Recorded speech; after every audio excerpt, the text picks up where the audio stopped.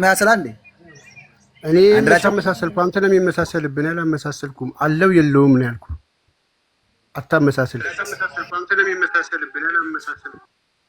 በቃ ይሄን ጥያቄ እኔ በደንብ ትምህርት ሳያስርኩበት እኔና እፎይ ማለት ነው። እፎይ አልተገለጠም ነው መልሱ። ዋና ውስጣታችሁ የተሻለ በፈተዋ ጉዳይ ላይ አለ ትምህርት የምትሉት በጣም ወስጄበታለሁ እያለ ነው እፎይ። ምን አባቱ ይወስዳል ትምህርት? አላዲን እዚሁ እኔ ጋር አይደል እየተማረ ያለው? እናንተ መልሱት። አላዲን እኔ ተማሪ አላዲን የእፎ ደረሰ አይደለ እንደ አንተ በደንብ አስተውሉ። ቁርአን ደጋግሞ የለውም ስል የለውም በል ከሱ ጋር ተማር። ይኸው እያስተማረ አይደለ? ያ እንግዲህ ቁርአን ደጋግሞ ግልጽና የተብራራ ነኝ ይላል። ግልጽና የተብራራ ከሆነ ሌላ አብራሪ ያስፈልገዋል ወይ የሚል ነው። ሚፍታ እንኳን ደህና መጣ። እንኳን ደህና ቆየን ወገናችን። መልካም ሰላም፣ ሁሉ ተማም ነው። ቁርአን ሐዲስ ትቀበላለህ ነው? ሐዲስ ከማይቀበሉት ነው።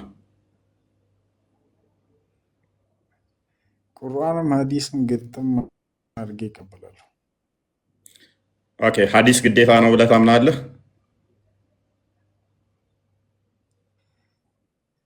ሐዲስ ማለት ቁርአን ዲቴል አይደለም። ሐዲስ ደግሞ ዲቴል ነገራቶቹን በደንብ የሚያብራራልን የረሱላችን ሰለላሁ ዐለይሂ ወሰለም ንግግር ነው። ቁርአን ደግሞ የአላህ ንግግር ነው።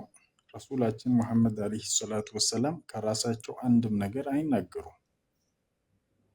ኦራይት። ስለዚህ ቁርአን ግልጽ ያልሆኑ ነገሮች አሉት፣ ሐዲስ ደግሞ ግልጽ ነው ማለት ነው። ቁርአን ግልጽ አይደለም ስልህ መፈሰር ገብቷል፣ በደንብ መብራራት ያስፈልገዋልና ለዛ ደግሞ ሐዲስ ያስፈልጋል። በደንብ መብራራት ያስፈልገዋል ማለት ያልተብራራ ነገር አለው ቁርአን ማለት ነው። ከዛ ሐዲስ ያስፈልጋል ላልቀራው ሰው፣ ለቀራው ራሱ ለቀራው በቃ ግልጽ ነው። ኦኬ፣ ስለዚህ ማብራሪያ አያስፈልግም ለቀራው ሰው።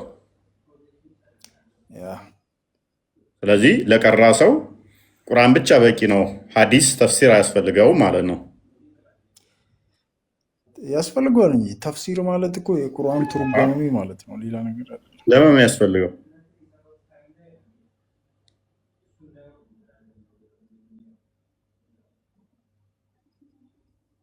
ግልጽና የተብራራ ከሆነ ሌላ ማብራሪያ ምን ይሰራለታል?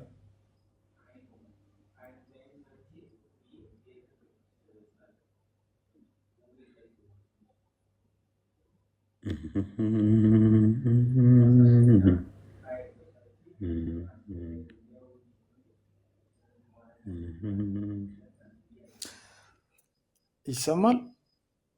በደንብ ትሰማለህ። ስተነፍስ ሁሉ ይሰማል። እሺ፣ እኔ ጥያቄ ነበር መጠየቅ ይችላሉ? አልመለስክልኝም እኮ ጥያቄ። ምን ነበረ ጥያቄ?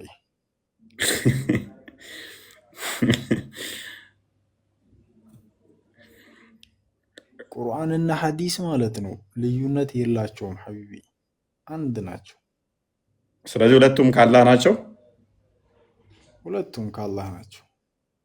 ረሱላችን ከራሳቸው ምንም የሚናገሩት ነገር የለም። ኦኬ፣ ስለዚህ በአንድ ሌሊት ይሄን ያህል ሴቶች ወሲብ አደረግኩኝ ለቂጤ ድንጋይ አንጡልኝ ሲል አላህ ነው እየተናገረው? አቤት።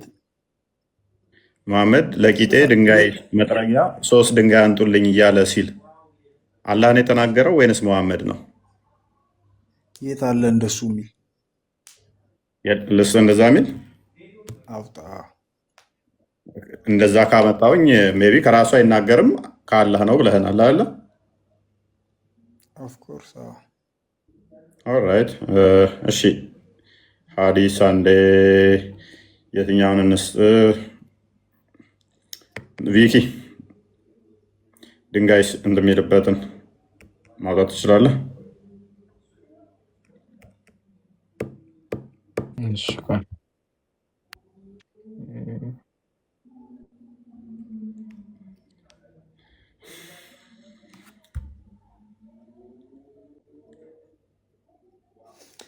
እስከዛ እኔ አንድ ጥያቄ ልጠይቅ። ከድር ሰምተሃል? ሙሐመድ ከራሱ አይናገርም ማለት ቡኻሪ 155 ላይ 156 ላይ አለ ቢኪ። እኔ አንድ ጥያቄ ልጠይቅ። ከራሱ እንዴት አይናገርም? ምግብ ስበላስ ወይ ነው ብሏል። አንዳች አይናገርም ከራሱ። ጥያቄ እኔ ልጠይቅ። አንዴ ትጠይቃለህ። ኦኬ ባይዘው የሚያሸልም ጥያቄ ነው። ሽንት ቤት ስገባ መላ ነው ግባ የምለው?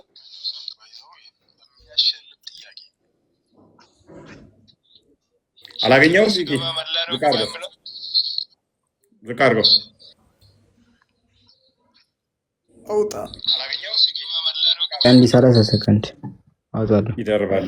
እንትና በደንብ አስተውሉ። እሱ እስኪያወጣ እኔ አንድ ቀለል ያለች ጥያቄ ልጠይቅ። ቢኪ 155 ቡኻሪ ላይ አለ። እሺ 155 እና 156 ቡኻሪ ላይ እሺ 155 ከራሱ ምንም አይናገርም ብሎናል። ድንጋይም አምጡ ሲባል ከራሱ አይደለም። ስለዚህ ምንድነው እሱ ሙሐመድ ለቂጡ መጥረጊያ ድንጋይም ሲያዝ ከራሱ አይደለም ማለት አላህ ነው የሚያዘው ማለት ነው። የተናገረው ሁሉ ወይ ነው ውሽዝ መገለጥ ነው እያለን ነው። ኦራይት እንመልከተው እስኪ ዋሪ ማስረጃው ነው። ይኸው ተከፍቶልሃል። እሺ ቀጥል። አረብኛ ይሆንልህ እንግሊዝኛው አይደል? አማርኛ። ኦኬ 155 ነው አድርገው 56 ነው አድርገው።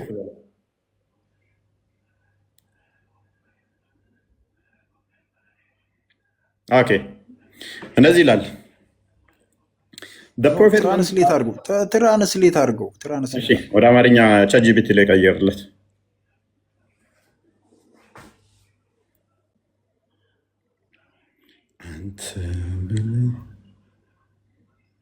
ግን ሐዲስ የማይተረጉሙላችሁ ወንድሜ ማለት ብዙ ክርስቶስ ላይ አሁን አምላክ አይደለም የሚል መጽሐፍ ይጻፋል።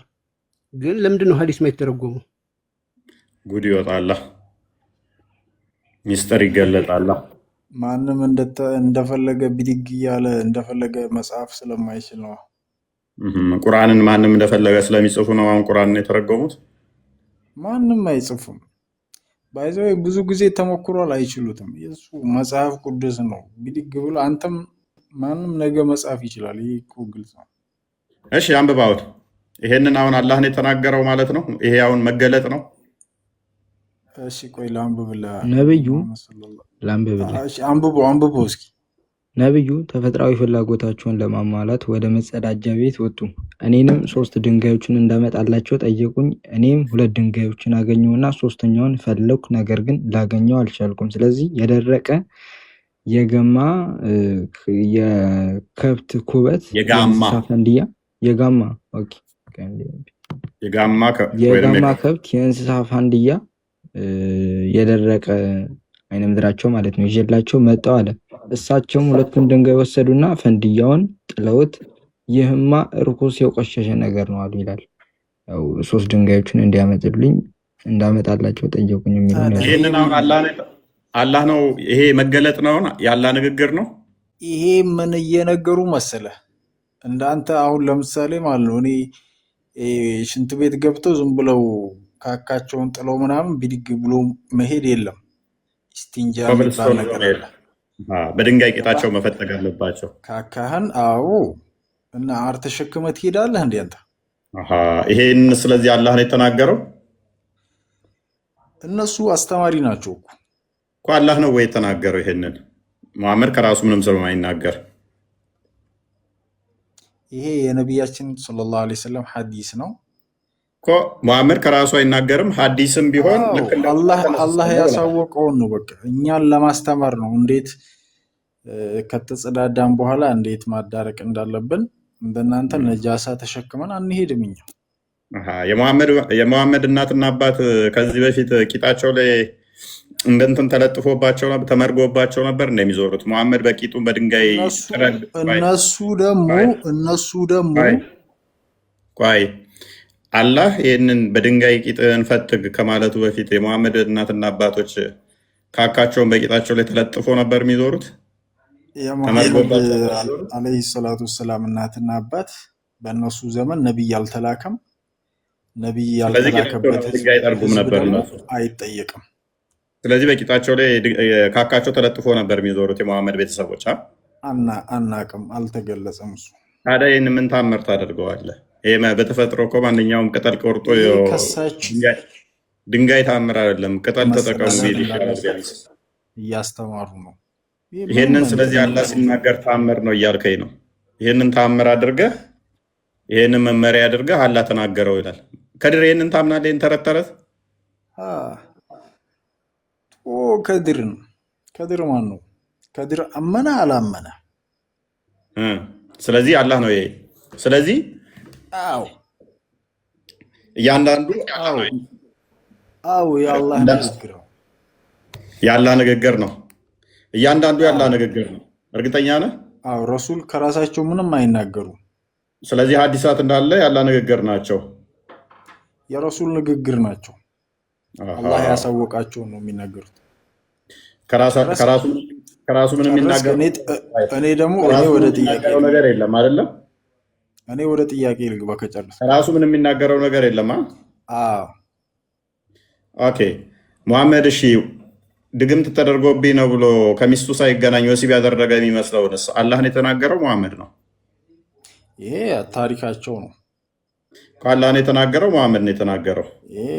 ረሱል ሰለላሁ ዐለይሂ ወሰለም የተናገሩት ገጠመኛቸው ነው እኮ። የገጠመኛቸውን አላህን የተናገረው ወይንስ ከራሱ አይናገርም ምንም ነገር ብለኸኛል እኮ። ከራሱ አይናገርም ያልኩ ህግጋቶችን ነው አይደለ? ስለዚህ ከራሱ የሚናገራቸው አሉ የሚያሳፍሩ ነገሮች ማለት ነው። ምንም የሚያሳፍር ነገር የለም። ያንንም እኮ ቂጡን ታካ ብሎ እኮ አንድ ነገር የሚያሳፍር ይኸው እኛ የምንሸማቀቅበት የምናፍር ነገር የለም። እዛኛው ጋም ካካ ብሎ ቂጡን ለመጥረግ ነው ድንጋይ አንጡልኝ ያለው። እዚኛው ጋር ደግሞ ሌሊት ተኝቶ ብቻው ወሲብ ያደረገ እየመሰለው ሱሪውን አጨመላልቆ ያድራል። ጠዋት አይሻ በእጇ ትፈትጋለች። ወገኔ ጠቃሚ ፖይንት ጠይቀኝ አይሻልም? ይሄ እኮ የነብይ መጽሐፍ ነው፣ እኔ አይደለሁም። ቡሃሪ 57-65 ላይ የሚገኝ ነው። ስለዚህ ሙሐመድ ከራሱ ምንም አይናገር ከሆነ ከመተንፈስ ውጭ ከሚስቴ ሳይገናኝ የተገናኘው ይመስለኛል እያለ ብቻውን ከ6 ወር እስከ 3 ዓመት የሚሉ አሉ። ብቻውን ሌሊቱን ሙሉ ሲታገል የሚያድረውን ከሚስቶቹ ሳይገናኝ ከዛ ልብሱ ላይ አይሻ መፈትግለት ይሄንን የሚናገረው አላህ። አንተ ጀዝባና እንደ ይሄ የነሱ ታሪክ ነው አልኩ። ቂጡን በድንጋይ ካካ ብሎ መጥረግም እኮ የነሱ ታሪክ ነው ወንድማችን። እሱን ደግሞ እያስተማሩ ነው። ስለዚህ አንዳንዴ እኔ አንድ ነገር ልንገርህ ወገኔ፣ ጠቃሚ ካልሆነ ለምን ጻፉልን ታዲያ? ያንን ምንም አስተውሉ። እስልምና እምነት ስለ ክርስትና ነው ካካልኩና ካካ ብሎ ድንጋይ አንጡልኝ አለ። ቂጡን በድንጋይ ጠረገ። ይሄ የአላህ ንግግር ነው አለ። ሌሊት ደግሞ መለስኩልህ እኮ በቃ መለስኩልህ። ሌሊት ከ6 ወር በላይ ፀጉሩ እስኪመላለጥ ድረስ ፀጉሩ እስኪመላለጥ ነው የሚለው። ፀጉሩ እስኪመላለጥ ድረስ ከሚስቶቹ ሳይገናኝ ወሲብ ያደረገ ይመስለዋል ሰውየው። ይሄንኛውስ አላህ ነው የሚናገረው? ሙሐመድ ከራሱ አንዳች አይናገርም ከተባለ ከሚስቶቹ ሳይገናኝ የተገናኘ እየመሰለው በኢየሱስ ስም እናንተ አስባችሁታል? ግን ነቢይ ተብሎ አይደለም። ነቢይ ተውት፣ ነቢይ ተውት። አንድ ተራ ጎረምሳ ራሱ አንድ ቀን አይደለም 2 ቀን አይደለም ሚስት እያለው ሚስት ሳይኖረው አይደለም ሚስት እያለው ይቅርታ አድርግልኝና አንድ ነገር ቦለር ታወራለህ። ቆይ አንድ ጊዜ ሚውት ፓኒክ አታርግ። አሁን ከነከናቸው ሲያስቡት ከነከናቸው። ሰው እንዳታወርድ። ክፈተው አዲሱን። ምንም አዲሱን ክፈተው። ዋሪ 57 አንዴ 65 ዝቅ አድርግልኝ እንደማመጥ እኮ አዲሱ ይነበብ። እሺ በቃ አዲሱ የፈለግከውን ይነበብ፣ አዲሱ ይነበብ። ተረጋጋ። ከተረጋጋና ጠም አሁን የነብይህ የአላህ ንግግር ሊነበብ ነው። ኦኬ እንደዚህ ይላል። የፈለግከውን ሐዲስ እሺ ያው አዳምጥ። ሳሂህ ቡኻሪ 5765 ናዌትር አይሻ ህፃኗ አይሻ እንደተረከችው የሙሐመድ ሚስት የአንተ እናት ማለት ነው፣ የአማኞች እናት ተብላ የምትታመነው ማጂክ ወዝ ወርክ ዱዓት ምተንጀር ሚስቶቻቸው ጋር ሳይገናኙ የተገናኙ ይመስላቸዋል። ያው ላነብልን እኮ አዳምጥ። ችግር የለውም አታንብበው። ልክ ነው። ስናነበው ነው ደስ የሚለን። ልክ ነው ብቻ ብላ ትለፈው። ስናነበው የአላህ ሂክማ አንተ የአላህ ሂክማ የሙሐመድ ስቃዩን ጥበቡን ሰዎች በደንብ ቢያውቁት ዘንድ ሐዲሱን በዚህ ኡመት ውስጥ ነቢያችሁ ለእናንተ ሲል 11 እስከ 9 ሚስቶች ያሉት በአንድ ቀን የሚገናኛቸው ማለት ነው። ከነሱም አልፎ ለእናንተ ሲል ነቢያችሁ ከ6 ወር እስከ 3 ዓመት ድረስ ብቻ እንዴት ወሲብ ያደረገ እየመሰለው ሱሪው ላይ እንዴት እንደሚያጨማላልቅ ሶሪ አይሻ እንዴት እንደምፈትግለት እንዴት እንደምጠርግለት መነበብ አለበት። እና ማለት ጸጉሩ እስኪነቃቀል ድረስ እኔ ላንብብልህ። እሺ አንብብልኝ። ነቢያችን ሰለላሁ ዐለይሂ ወሰለም እኔ ታሪኩን ልንገርህ። እሺ አይሁዶች ሐዲሱን በቤተ ክርስቲያን ሐዲሱን እውቅና አይ እኔ ላንብብልህ በቃ ሐዲሱን ዝቅ አድርግልኝ አንዴ ሐዲሱን። ኦኬ ናዌትር አይሻ አረበኛው ላይ አነብልሃለሁ። ያላ ቃል ሲነበብማ አነብልሃለሁ። እሺ አንብበው። አረበኛው ላይ አድርጉ። አረብኛ አድርግ ደስ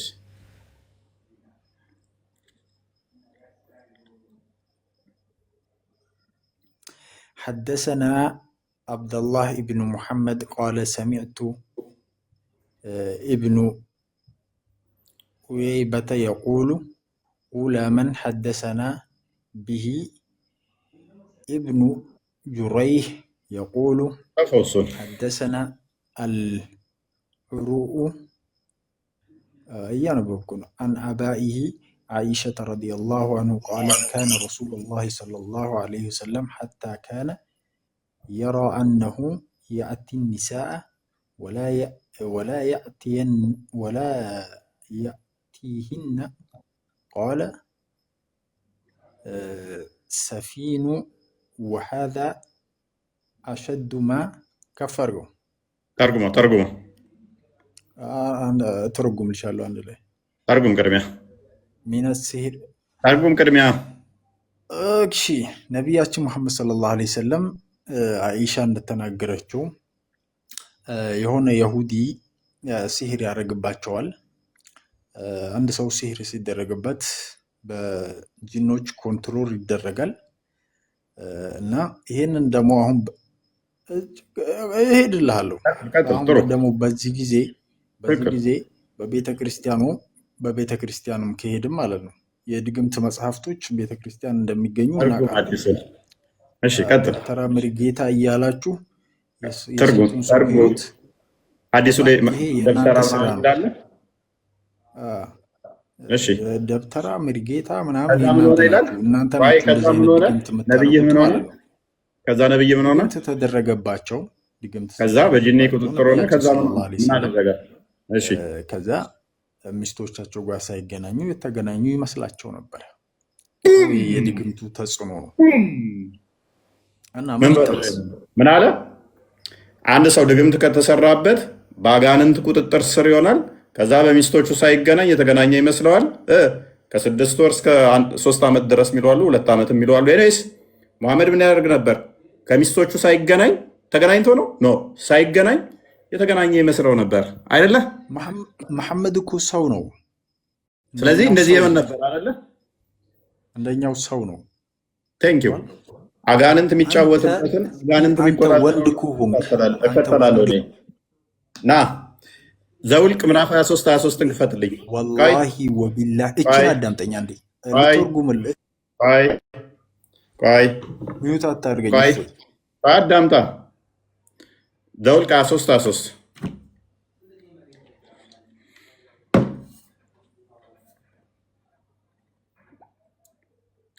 በያዕቆብ ላይ አስማት የለም።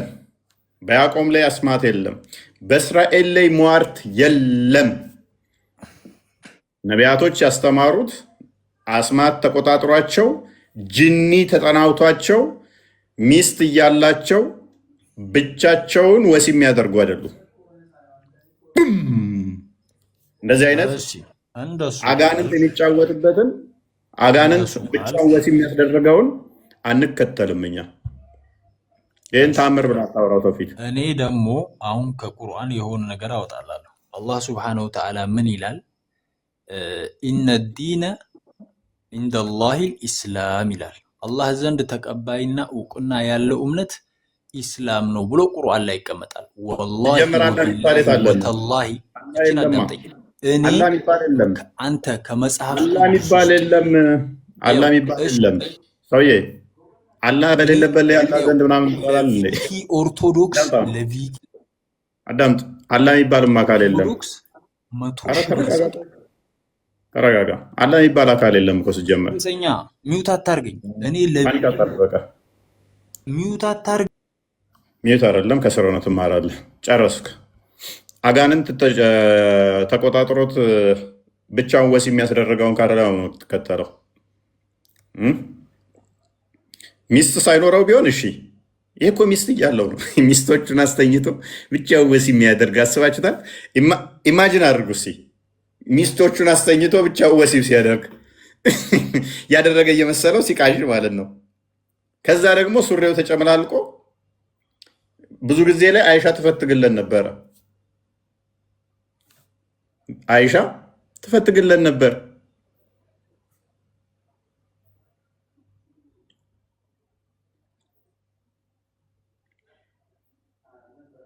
ጸጉር ውስጥ የሚመላለጥ ድረስ ለአንድ ቀን አይደለም። ቦስ አብዶ ነበር ማለት እኮ ነው። ጤነኛ አልነበረም፣ አብዶ ነበረ እኮ። እብድ ነው የሚሰራውን ነገር የማያውቀው። ታዲያ በዛን ሰዓት ላይ መገለጥ መጣልኝ የሚለውንስ እንዴት ነው የምታምነው? እሱ እኮ ነው ትልቁ ጥያቄ። ነቢዩ ሆኖ መገለጥ እየመጣለት 6 ወር ያልሰራውን እየሰራ ያላደርገውን ነገር እያደረገ ከነበረ ኦልሬዲ ያብደዋል። ይዞላቸው የመጣው መገለጥ እንዴት ትክክል ሊሆን ይችላል? እንዴትስ እንደ ነቢይ ሊቀበሉት ይችላሉ? ይህ በጣም ከድር። አንተ እንደዚህ አይነት ሰው ብታገኝ ምን ታደርጋለህ? ሚስቶች እያሉት ብቻውን ከሚስቶቹ ሳይገናኝ ተገናኝቻለሁ እያለ የሚቃዥ ጸጉሩ ተመላልጦ ብታገኝ ወዴት ነው የምወስደው? ነቢይ ብለህ ትከተለዋለህ? ሐኪም ቤት ትወስደዋለህ? ይህም ሆስፒታል ማስተኛት ነው። በዛ ዘመን የባህል መድኃኒት ስላለ አስሮ የባህል መድኃኒት መስጠት ነው። አስረውም ቢሆን የባህል መድኃኒት አዲስ ሰው እየሰድቧቸዋል። እርሳቸውንም ቁርአንም ተቃራኒ ነው ስንላቸው ያው አይቀበሉም። ይኸው እንደዚህ እንደናንተ ተገላግሎ ሐዲስን ክዶ ቁጭ ይላል። አንተ ሙስሊም ነህ? ጋድር ሙስሊም ነህ? አንዋር ምን አልከኝ? ሙስሊም ነህ አንተ? ሙስሊም ነህ ማለት እንዴት? ሙስሊም ነህ አይደለም? ጥያቄ ነው። ጥያቄ ነው። ምን አይነት ጥያቄ? አንተ ነህ አይደለም? እኔ ነኝ፣ ሙስሊም ነኝ። ሙስሊም ነኝ። ምን ማለት ነው ሙስሊም ማለት? ምን ማለት ነው? ምን ማለት ነው? አይደለም የጠየቅኩ ነው። እኔን አትጠይቀኝ። እሺ ምን ማለት ነው ሙስሊም ማለት? አረ ምን ነው? ሰላም ማለት ነው። አዎ ሰላም ነኝ።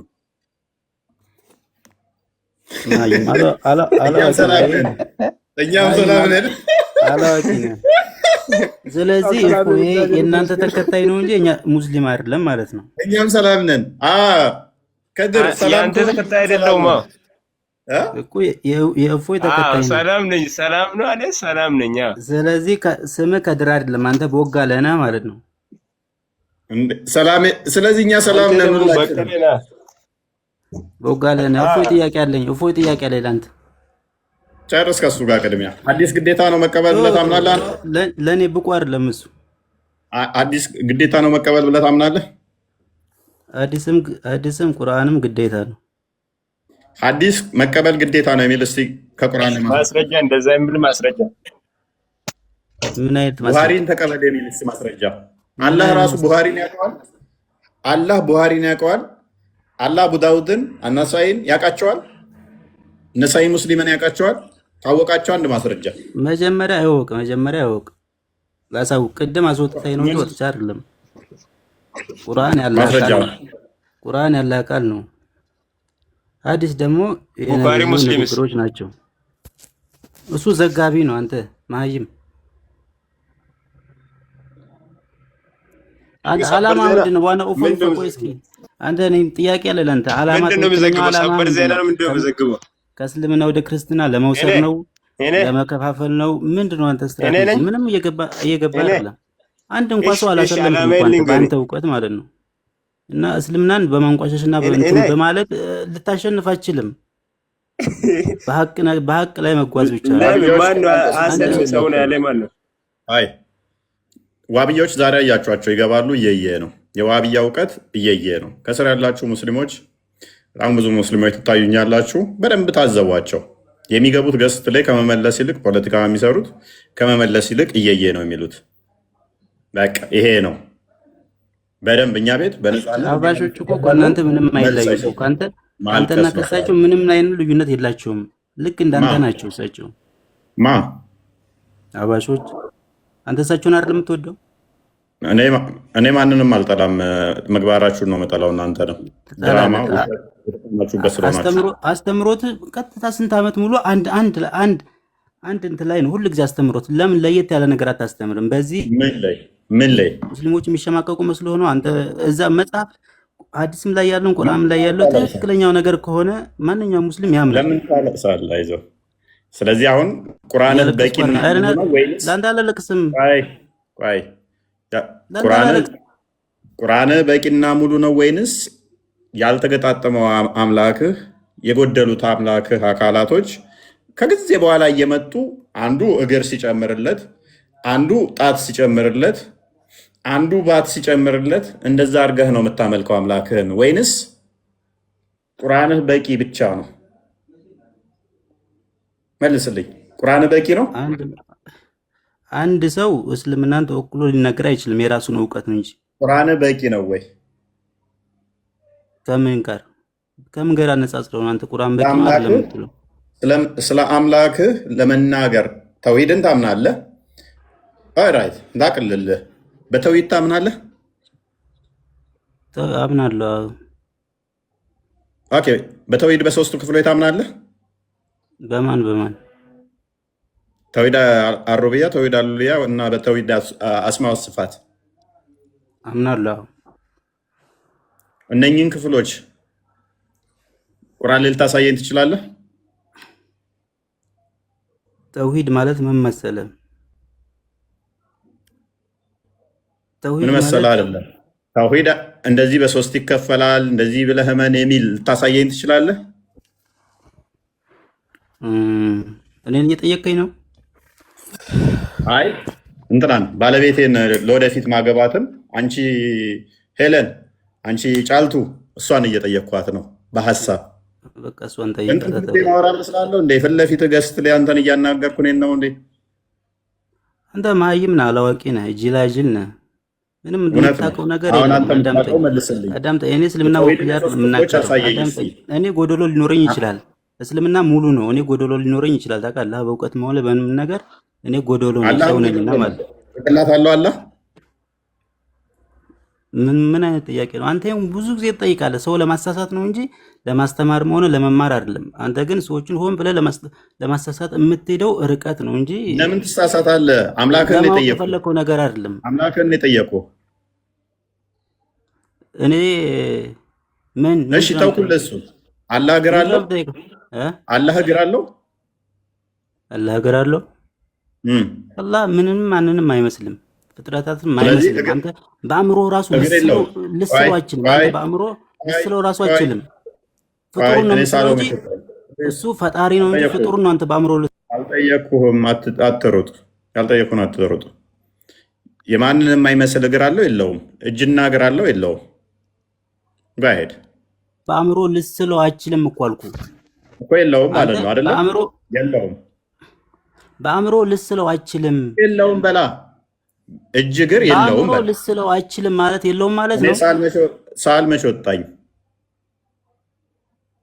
እኮ። አንተ እኮ በጭንቅላት የምታራምደውን ነገር እኮ ነው እዚህ የምጠይቀው። ልቦለድ ማለት ነው። በእውቀት ደረጃ መሄዳለህ አንተ በዚህ። እሺ ዋብያዎች እንደዚህ ናቸው። ያቸው አምላካቸውን ዲፌንድ ማድረግ በፍጹም አይችሉም። ለዘመናት እኛ ስለ አምላክ ነው የምናወራው፣ እኛ ሁሌም ስለ አምላክ እንናገራለን፣ እንወያያለን።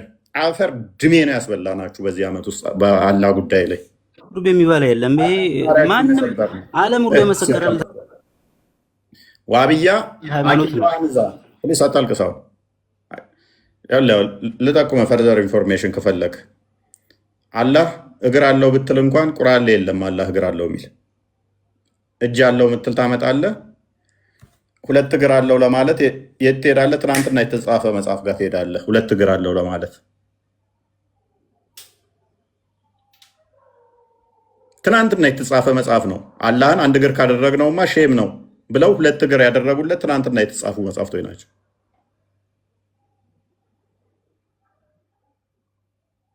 ጣት አለው ስንት እናድርግለት? 5 ከመቶ ዓመታት በኋላ የተጻፉ መጽሐፍቶች ናቸው። መሐመድ ከሞተ ማለት ነው። ጣት ሰተን እግር ሰተን ባትማ ከቀረ ይደብራል። ባትን እንስጠው። አሁን የባቱ ቁጥር ገና አልደረሱበትም ስንት እንደሆነ እየደመሩ እየቀነሱ። አንተ ሰጪው ነው አንተ ልሰጠው ነው። ማስረጃ ስጠኛ። ቁርአን ላይ ቆምና አላህ እግር አለው የሚል ስጠኝ። አላህ እግር አለው የሚል ስጠኝ። ሲ አላህ እግር እንዳለው ከቁርአን ላይ ማስረጃ ስጠኝ። ሲ አላህ በቁርአን ላይ እኔ ማንንም ምንንም አልመስልም ፍጥረታትን አልመስልም ብሏል። ስለዚህ እግር ልሰጥ የምችለው ጎበዝ ቴንኪው። ሐዲስ ላይ ደግሞ ቡሃሪ እግር ሰጥቶታል። ቡሃሪ 48 ቡሃሪ 7439 አኔ ክፈትልኝ 48 ኮን ያክል ርቀት ብትሄድ እስልምናን ምንም እርከን ልታወጣለት አይችልም። እኔ ልስጥህ ቀላል አይደል? ምንም አይነት እርከን አታወጣለትም። ሚውት አታርገኝ። እያወራን እስከሆን ድረስ ሚውት አታርግ። ሚውት አታርግ። የትም ያክል ርቀት ብትሄድ አንተ ከእስልምና ምንም እርከን ልታወጣለት አይችልም። አንተም ደግሞ እውቀት የጎደለ ሰው ነህ። አንተ ቆይ አታልቅሳውን ላንብብልህ። እንደዚህ ይላል ቡሃሪ 48 ላይ አዳምጣውን ይነበብልህ። የነቢይ ሐዲስ ነው። እንደዛ ብለህ ስለምታመን ናዌትር አይነስ አነስ እንደተረከው ዘ ፕሮፌት ሰይድ ነብዩ እንደዚህ ብሏል። እሱ እንድታስተምረኝ አልፈልግም። ጎበዝ ከደሰማ ይሄንን እንድነግረኝ እንድታስተምረኝ አልፈልግም። ሐዲሱን ተሸማቀቀበት። አልሸማቀቀበት ማዳምጥ አንድ አባል አግኝተናል። እዚያ አጨብጭቡ አንድ አባል ተገኝተዋል። ይከዳ ያ ሐዲሱ ተሸማቀቀበት ማለት ነው። ተመስገብ በውስጥ ጻፍና ተመስገብ ወንድሜ። ያ ይሄን ሐዲስ ፈስርልን አለ። እውቀት ስለሚያንስ ማለት ነው። እኔ ካንተ የትኛውን እውቀት ልካፈል ነው? ቴንክ ዩ።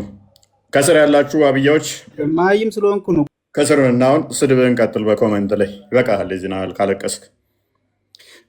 ስለዚህ ዋብያዎች ጭንቅላት አልባ የምታመልኩት አካላት እኛ ፊት አምላካችሁን ድፌ እንዳታደርጉት መቼም ማለት ነው። ለአንዴና ለመጨረሻ ጊዜ ነው አከርካሪውን የሰበር ነው ያላህን እንዳይነሳ አድርገን የሰበር ነው።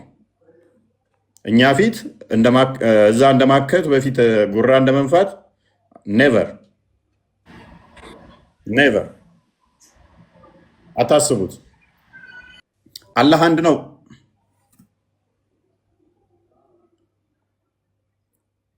አላህ አንድ ነው ወይ? ሐዲስ ትቀበላለህ?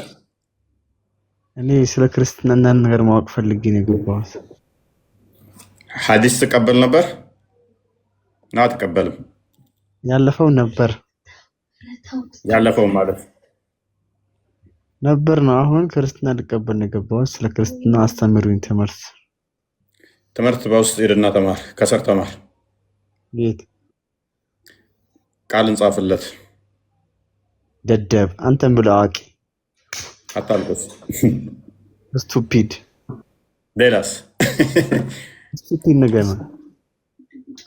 ሌላስ? የገረጣ እውነት ልብ ካለ ከውስጥ አውራ። እውነት ዛሬ ብዙ ታወርዳላችሁ። ሌላስ? ከውስጥ አውራ ልብ ካለ አይሻልም? ከኩሱ ተገለጠ እንዴ? ያልተገለጠ ብሌዶ እንዴ? ሰዎች ጤና አላቸው? ምን መልስ እኮ የለውም። ጨርሰዋል እኮ እሱ እኮ አልተገለጠም ብሎ ሄደዋል። ተስማምታችኋል። የዋሃብያ ኡስታዞች ተቀብለዋል፣ አህባሾች አልተቀበሉም። ተገልጦ ከሆነ አዲስ አቂዳ ወይ ደግሞ አዲስ ቴዎሎጂ መስረታችሁ ከሆነ ኦኬ ይቻላል እንጂ ምንም ኡስታዝ አያስፈልግም እኮ አልናችሁ። እኔ እንጃ በምናችሁ እንደምታስቡ ብቻ አላውቅም። ታሳዝኑኛላችሁ። ንቁ በቃ። ለምንድን ያልተገለጠው የሚል ጥያቄ ነው መጠየቅ ያለባችሁ። ሄዳችሁ ቤታችሁ ሲገለጥ ይጠሩናል። መጅሊስ ላይ ያሉት ሰብሰብ ብለው ይግለጡላቸውና ባይሆን ያኔ ይጥሩን አይሻልም? ከድር አወል ሙሰማ ወይ ፎይ ወንድማችን ሰላም ነው አባቴ። ናጉማ ይርታ ጀራ አስታወስከኝ። አንዴ መጥቼ ነበር አንተ ጋር። ያ አስታውሳለሁ። ደህና ነህ አባቴ? እንዴት ነህ? የሙሐመድ ፕሬዚዳንት ወንድም ነህ አይደል? ማሜ ፕሬዚዳንት ነኝ። በቃ እሱም እኮ አይዋላ አንዳንዴ ጆይን ሲል ኧረ እፎይ በእናትህ እኔ ጊዜ ሲኖርህ አንዴ እንድትገርፍልኝ አንድ ነገር ልነግርህ ነው የመጣሁት። እናወራለን። በውስጥ ጻፍልኝ። እሺ እሺ፣ በውስጥ እናወራለን።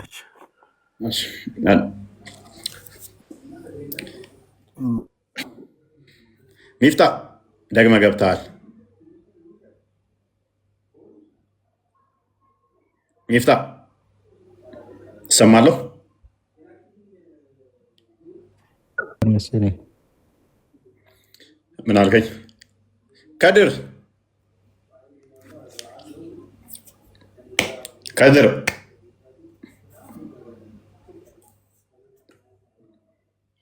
የኔ ነው እያያዘኛለሁ። እሱ ጋር መሰለኝ፣ እነሱ ጋር ሳይሆን አይቀርም። ኦኬ ኦራይት። በደንብ አስተውሉ። ሱራ የተወሰኑ ጥቅሶችን እንመልከት። እሺ ሱራ 11 አንድና አንዴ ክፈትልኝ። ቁርአን ደጋግሞ ራሱን የቻለ እንደሆነ ይናገራል። ነገር ግን ዋብያዎች የምታምኑትን አላህን ቁርአን ላይ ዲፌንድ ማድረግ ትችላላችሁ? አትችሉም። የምታደርጉት መቼ ነው? እነ ኢብኑ ተሚያ እነ ሙሐመድ አብዱልዋሃብ ትናንትና የመጡ የእነሱን መጽሐፍት ይዛችሁ ነው። ትናንትና የመጡ ለጥያቄዎች ምላሽ የተዘጋጁ መጽሐፍቶች ይዛችሁ ነው ዲፌንድ የምታደርጉት። ከዴ እንደዚህ ብሏል ብለው መጽሐፍ ይጽፋሉ። ድሮ የተጻፈ አስመስለ በአረብኛ ስላነበብከው ትሸውዳለህ ህዝቡን። ቁርአንህ ግን ምን ይላል? ይኸው አንቀጾቹ በጥንካሬ የተሰካኩ ከዚያም የተዘረዘሩ የሆነ መጽሐፍ ነው። ምንድን ነው? ኢንዲቴል የተብራራ ነው። ግልጽ ነው። ሱራ 6 ኦኬ ሂድ 7ንም ክፈተው 52 አይ ቲንክ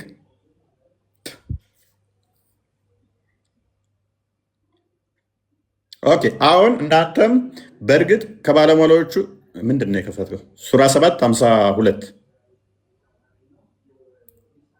ወይንም 6 114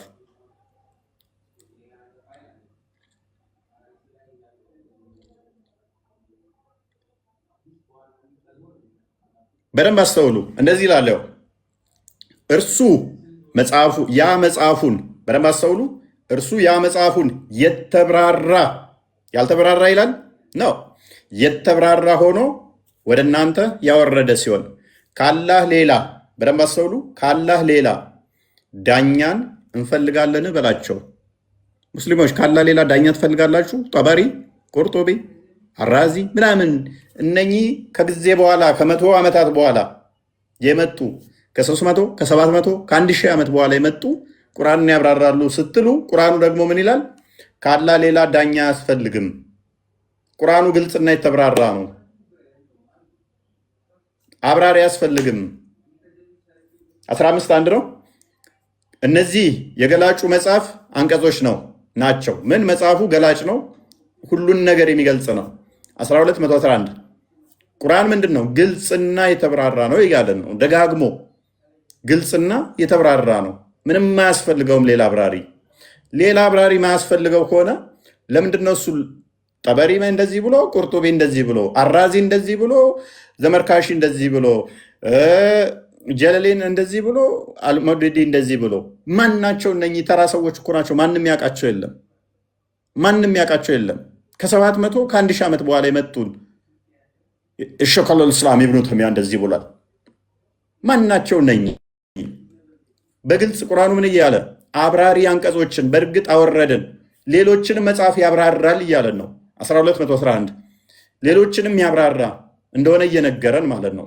1211 ስለዚህ ሁሉንም ያብራራ ከሆነ ግልጽ ከሆነ ምንድን ነው የሚሰራላችሁ ሌላ መጽሐፍ?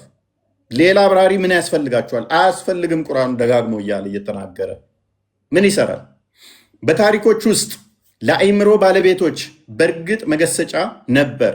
ይህ ቁርአን የሚቀጣጥፍ ወሬ አይደለም፣ ግን ያን በስተፊቱ ያለውን አረጋጋጭ ለነገር ሁሉ ለነገር ሁሉ ግማሽ ይላል፣ ፓርሻል ይላል፣ ኑሱን ይላል ነው።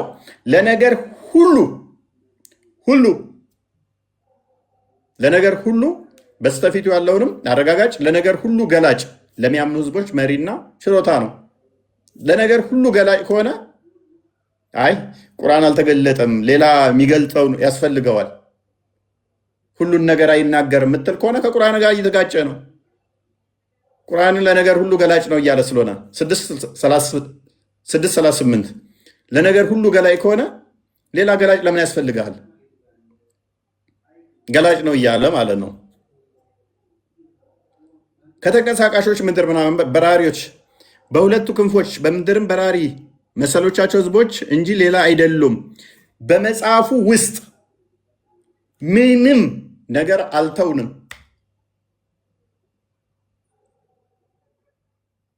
ምንም ነገር በመጽሐፍ ውስጥ አልተውንም።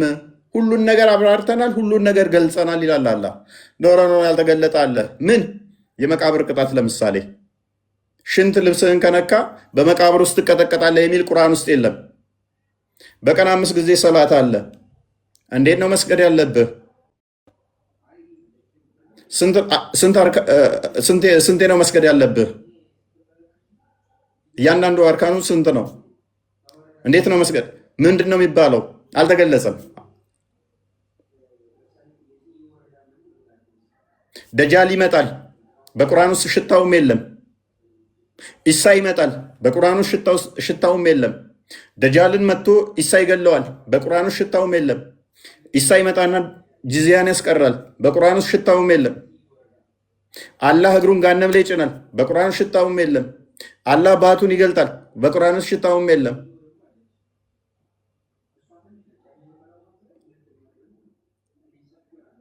አላህ ራሱ ማን ነው? እግር አለው፣ በቁርአን ውስጥ ሽታውም የለም። ባት አለው፣ በቁርአን ውስጥ ሽታውም የለም። አላህ እጅ እንዳለው ብቻ ነው በቁርአን ውስጥ ፊትና እጆች ያሉት። ከፊቱ በቀር ደግሞ ሁሉም ነገር ይጠፋል። ያላ እግርና እጁም ጠፊ ይሆናል ማለት ነው። ፊቱ ሲቀር ያላ ፊት ሲቀር ሁሉም ይጠፋል ስለሚል አላህ እንደ ቅርንጫፍ በጋ ሲመጣ ዛፍ ቅጠሉ እንደሚራገፈው አካላቱም ይራገፋሉ ማለት ነው። ስለዚህ ግልጽና የተብራራ ነው።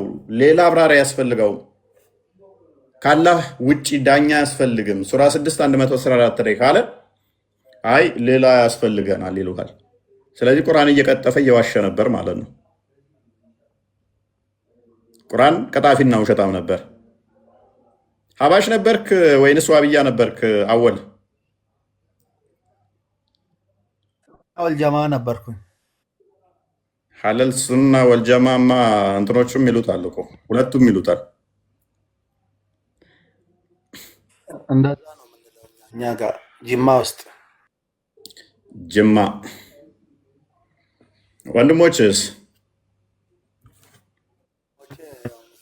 ናቸው እስካሁን።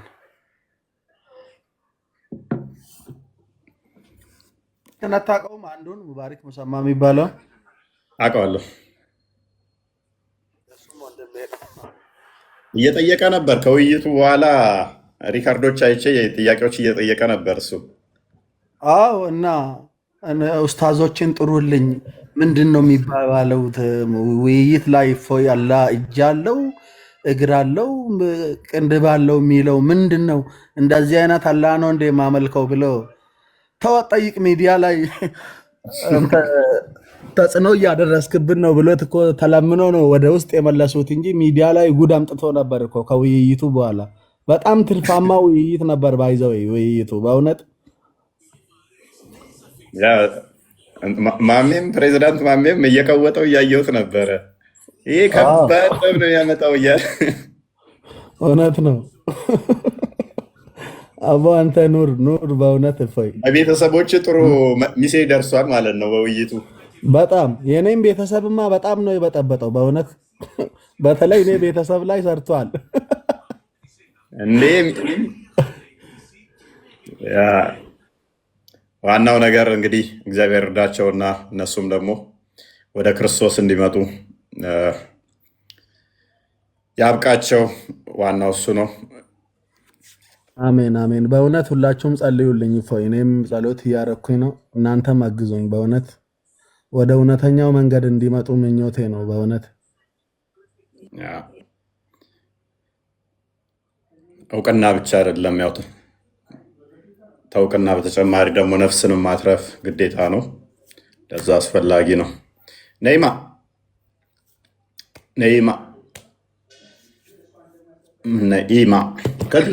ቦስ በዚሁ አጋጣሚ ለእንትን አንድ መልዕክት ስላስተላልፍ አይ ቲንክ ዛሬ ቪዲዮ ፎይም ለቋል። ግቡና ያንን ቪዲዮ እያያችሁ ኮሜንት ላይ ኮፒ ሊንክ ምናምን የሚያስፈልገው ነገር በሙሉ አድርጉ። እኔም ቪዲዮ ለቅቅ ያለው ይህንንም ግቡና እዩት። በተከታታይ ሰሞኑን ስለመለቅ እያያችሁ ኮፒ ሊንክ አድርጉልን። የፎይም በተለይ ግቡና ኮፒ ሊንክ ሪፖስት አድርጉለት። አይ ቲንክ አካውንቱ በጣም እየመቱበት ስለሆነ ሁላችሁም እየገባችሁ እንድታዩ ያሳያችሁ። የፎይን ከተመቸ የትኛው ቪዲዮ እንደሆነ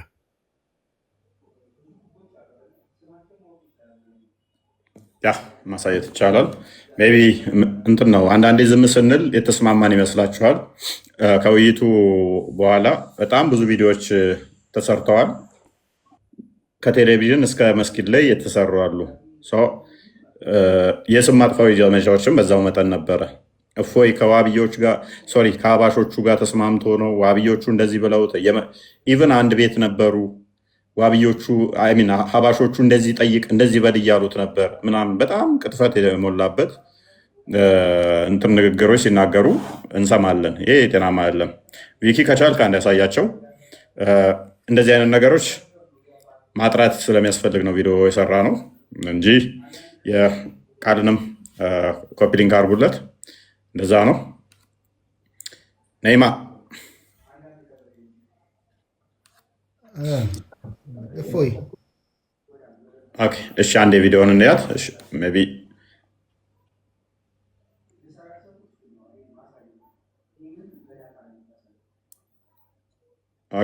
እሱ ነው። ሚዩት ነው ፈትቼዋለሁ። በቂ መልስ የሚሆነው እፎይ እናንተም መደገፉና እናንተ እፎይ መደገፋችሁ ወላሂ አልዓዚም በቂ መልስ ነው። በቂ መልስ خلاص። የእናንተን ሹብሃ እፎይ ይዞ መምጣቱ እኛ ምን አይነት ሐቅ ላይ እንዳለን ገላጭ ነው አይደለም ወንድሞቼ? ወላሂ ነው አይደለም? የእናንተን አቂዳ እፎይ ይዞ ሲመጣላችሁ መደንገጥ እኮ ነው ያለባችሁ። እናንተ እንዴ ለካ እኔ እየተከተልኩ ያለሁት መንገድ የእፎይ መንገድ ነው፣ እኔ ያዝኩት መንገድ የእፎይ መንገድ ነው የሚያስብለው ማፈር ነበረባችሁ። ቪዲዮውን እንደሰማችሁት ነው። እፎይ እናንተን መደገፉ፣ እናንተ ደግሞ እፎይን መደገፋችሁ። እፎይ እኛን የደገፈው በምንድን ነው? የእናንተን ጉድ ነው ያወጣው። እንደውም ከእፎይ ከሚያምነው እምነት ጋር የሙጀሲማ ወይም የዋሃብያ እምነት አንድ ነው። የምትደጋገፉት እናንተ ናችሁ። ሁላችሁም ልዩነት የላችሁም። ምናልባት ያቀራረጻችሁ ሁኔታ፣ ያስተሳሰባችሁ፣ ያስተማመናችሁ ውሸት አንዳንድ ዝምታዎች እውነት ይመስላሉ። ይህ የውባህ እንግዲህ እንደሰማችሁት ድምፅ አይሰማም እንዴ? ይሰማል። አሳልፈውና ሁለተኛውን አድርገው ራሱ እንሰጥበታል። ኦኬ ኦኬ። ሁለተኛው ቪዲዮ አለ ምን አይደለ? ይሄንኛው ላይ እዚሁ ላይ ትንሽ ድምፁን እንትን በለው ነው ወደ መሀል አለ። ሁለተኛ ቪዲዮ አለ ነው በመሀል። ኦኬ ኦኬ። ያ በቃ ሌላ አጀንዳ ተስፋው በጣም ይገርማል እኮ ደግሞ አፍራሽም አቂዳ አላት እንዴ? አቂዳ አለኝ ብላ ደግሞ በአሁኑ ሰዓት በጣም አቂዳ እምነታችን ተነካ፣ ወሃብዮች አጠፉ ምናምን ይላል። ሱብሃንአላህ ኢላሂ ይህ ኢባደተል ቁቡር ያሳፋችሁት ነው። አህባሽም እምነት አለው እና ታዲያ የአንተን አስተሳሰብ ያልተከተለ ሁሉ አህባሽ የሚል ስያሜ ስለሰጠኸው እኛም አካልን እናምልክ እንዲያንተ ጅስምን ተጀምሮ ያልተጨረሰን ግዑዝ ማለት ነው እናምልክ። ይሄ እኮ ህፃን ልጅ ቢረዳው ራሱ እኮ መቀበል የማይችል ነው። የሆነ እግር ያለው ባት ያለው ፊት ያለው ራስ የሌለው አሻንጉሊት መሆን የማይችል በጅምሩ የቀረ ይሄ ጣዖት አውሬ ማለት ነው። አውሬን በላይ ያስፈራራል ይሄ እና ይሄን እናምልክ። እንግዲህ በቤታችሁ ውስጥ ለቀን ሎክ ከውይይቱ በኋላ ኡስታዞች ናቸው እንግዲህ ምላሽ እንደዚህ የሚሰጣጡት። ግን እኔን ሀባሾቹ የዋብያ ደጋፊ አድርገው ይመጡኛል፣ ዋብዮቹ ደግሞ የሀባሽ ደጋፊ አድርገው ይመጡኛል። ወላ አንደኛው ደግሞ ቤት ውስጥ ራሱ ሀባሾች ነበሩ፣ እነሱ ነበር ሲመክሩት የነበረው እንዲያርግ እንዲበል እንዲሆን እያሉት ነበረ። ይሄ ውሸት ነው። እኛ በሃይማኖት ላይ ከዋብያም ከሀባሾችም ጋር ምንም የሚያመሳስለን አንድ የሚያደርገን ነገር የለም። ፔሬድ ምንም የሚያገናኘን የለም። ደጋግመው የቀጠፉት ግን ዋብዮቹ ናቸው። በጣም ብዙ ኡስታዞች ውሸት እኔ እንዴት አይምሯችሁ እንደሚፈቅደው ሀባሾቹ ጋር አብረው ሆኖ ነው እየመከሩት ነው እንዲህ እንዲያደረገው እነሱ ናቸው ያስተማሩት፣ እነሱ ናቸው የነገሩት።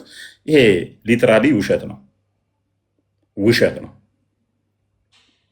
ኡስታዝ ተብላችሁ በዚህ መጠን መዋሸት፣ ኡስታዝ ተብላችሁ የሌለን ነገር ታሪክ እየፈጠራችሁ መናገር ቅጥፈት ይባላል። ስለዚህ ስለዚህ እኔ የማንኛውም አሽከር አይደለሁም፣ የማንም ተላላኪም አይደለሁም። የማንኛችሁም አስተምሮ ተኔ ጋር ደግሞ የሚስማማ አይደለም።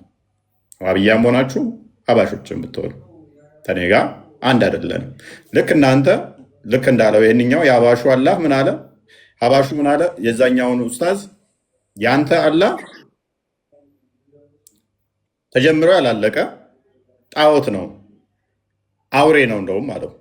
አላህን ነው እንግዲህ ዋብዮች አላህ ብለው የሚከተሉትን ከአውሬም በላይ የሚያስፈራ ነው፣ እንኳን ልናመልከው የሚዘገንን ነው።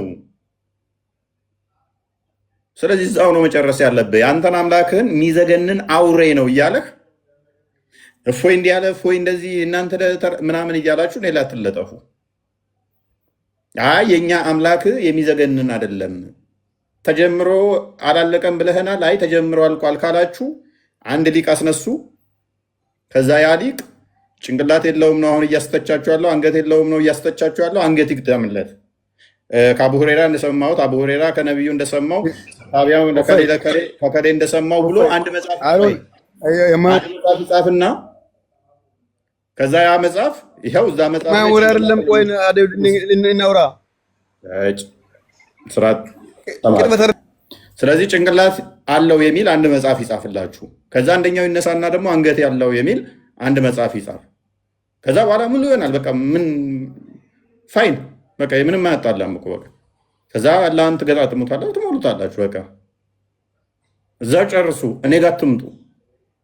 እፎይ ነው እንደዚህ ያደረገን፣ እፎይ እንደዚህ ከከሌ ጋር ተመካክሮ ምናምን ለእሱ አያስፈልግም። በቃ የተሻለው መንገድ ምንድን ነው? እሱ አንድ ሰው አስነሱ፣ መጽሐፍ ይጻፍ። በቃ ጭንቅላትና አንገት ይምላለት፣ የቀሩ አካላቶችን ይገጣጥምለት።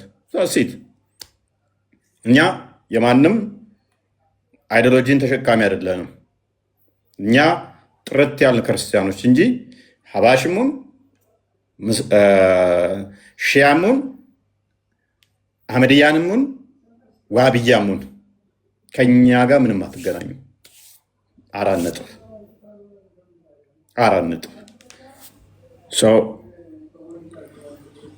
እንደዛ ነው። ነይማ እፎይ ክርስቲያን የት ነው አለው? ለምን አትነግረንም? ቶፒኩ ላይ ግባ። እኔ ሙስሊም አይደለሁም። ክርስቲያን የት እንዳለ ለመጠየቅ ነው ገባ። ፕሮፋይል ምንድን ነው እሱ? ነቢዩ መሐመድ ጌ ነው ባይዘው ይሄን ንገራቸው። ኦኬ እሺ፣ ፕሮፋይሉን ቼክ አድርግልኝ ክርስቲያን። ኦኬ 3 አካውንት ነው። ኤኒዌይስ እሺ፣ እንዴት ነው ብሎክ እናደርገው ይህን ልጅ? ኦኬ ቃል ታገኘዋለህ? አገኘው እዚህ ላይ እስኪ ካየሁት እየፈለግኩት ነበር። አገኘው ቦልቀው ጭንዳቃ መቀለጃ ያለምኛ ባለጌ ሰዎች ዋሃብያ ላይ የምንጠላውን ነገር ይዛችሁብን እዚህ አትምጡ ፕሊስ። ይህ ክርስቲያናዊ ስለ ምግባር ፈልግና ቦልቀው። እሺ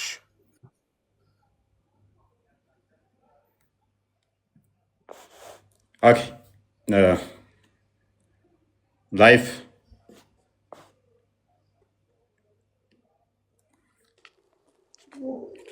ጥያቄ አለኝ።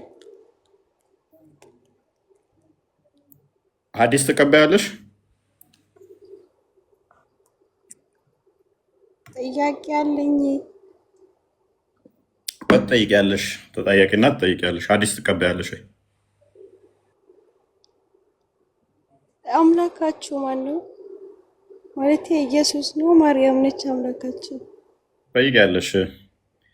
ሐዲስ ትቀበያለሽ አትቀበይም? ጥያቄ ልጠይቅ ነው የገባሁት።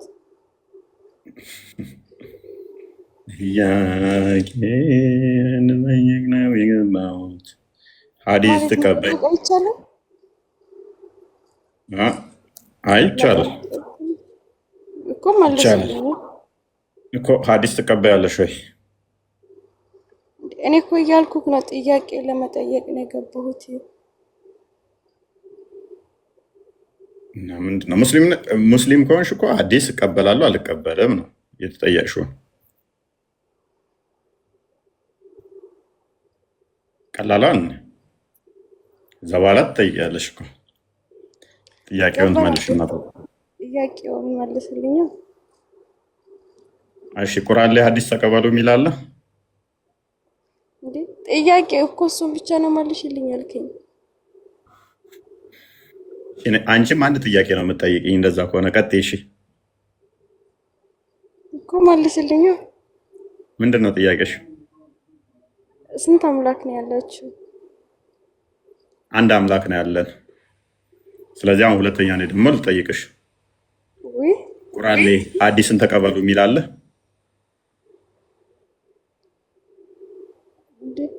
አንተ እዚህ ጋር እንትን ልታስተምር አይደል? መጽሐፍ ቅዱስ አምላክ ያኔ ልስብክ መሰለኝ ቁጭ ያልከው። እኔ በፈቃደኝነት፣ አንተ ደግሞ እዚህ ጋር ፈቃደኛ ሆነህ ነው አይደል? ስለዚህ መጠየቅ አለብኝ፣ ትመልሳለህ። እሺ ጠይቂ። መልስልኝ። መለስኩልሽ እኮ። ምንድን ነው የጠየቅሽኝ? እኔ እኮ ማወቅ ፈልጌ ነው። እና አታስተምርም እንዴ? ማወቅ ፈልጌ ነው። ታዲያ አንተ እኮ ምንድን ነው ጥያቄሽ? እሺ ስንት አምላክ ነው ያላችሁ? አንቺ ግን ስንት አምላክ ነው የምታመልኪው? አንቺ እኛ አንድ አምላክ እኮ አለሽ። አንቺ ግን ስንት አምላክ ነው የምታመልኪው? እስኪ እኔም አንድ አምላክ ነው የማመልከው፣ ግን የኔን ሳይሆን ምኑ ነው አንድ? ምኑ ነው አንድ? እንዴ እኔ ልከራከር አይደለም ልማር ነው የገባሁት። አይ አንድ ስትይ ምኑ ነው አንድ ያልሽው? በምን ነው? በምንነትና ማንነት አለ። በምኑ ነው አንድ? ስለሱ መጠይቃችኋለሁ። የምታውቁ ከሆነ ትነግሩኛላችሁ። ስለናንተ ያንቺ አምላክ ምንነት የለውም ማንነት የለውም? እንዴት ነው አይታወቅም? አላውቅም፣ ግን መልሱልኝ። እኔ እንደሞ የምታውቁ ከሆነ እሱንም ሁለት እሺ ጠይቂ። በቅድሚያ የጠየኩትን መልስልኝ፣ ከዛ በኋላ ትመልሱልኛላችሁ ማለት ነው። እኔ የምጠይቀውን እኔ የማውቀውን እመልሳለሁ፣ ግን ስለማላውቅ መልሱልኝ የጠየኩት። እሺ ቀጥይ። ማለት መጠየቅና እንትን መጠየቅ አይቻልም እንዴ? ጠይቂ ተባልሽ እኮ በቃ እኮ። ስንት አምላክ ነው ያላችሁ? ያኔ እሱን ንገረኝና ከዛም በኋላ ኦኬ። ደጋግሜ እኮ ነገርኩሽ። ዘዳግም ምዕራፍ 6 ቁጥር 4 አንዴ ክፈትልን ቪኪ።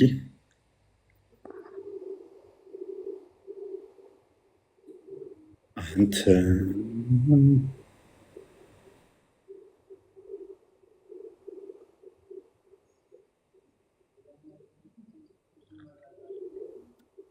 ይላል እህታችን?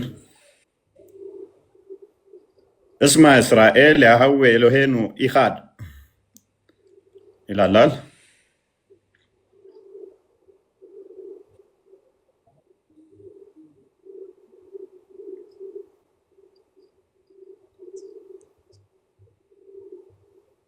ሰማሽ? ምን ይላል? ስንት አምላክ አለን ይላል? አምላካችን እግዚአብሔር አንድ ነው። እግዚአብሔር አንድ ነው። እግዚአብሔር ነው ማለት እኔ እኮ ሶስት አምላክ እንዳላችሁ ምናምን ነው ያኔ።